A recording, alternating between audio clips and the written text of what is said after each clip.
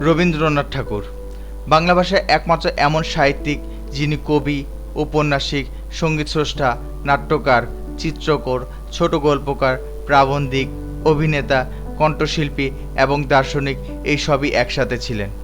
তাকে আমরা গুরুদেব, কবিগুরু এবং বিশ্বকবি নামে স্মরণ করি, কারণ তিনি বাংলা সাহিত্যের এক অতুলনীয় গুণীমন।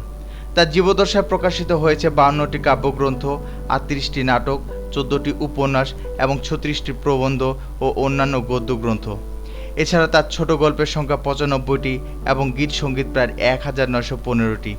তার লেখা শুধু বইতেই সীমাবদ্ধ ছিল না, তিনি প্রায় 2000 চিত্রাঙ্কন করেছেন।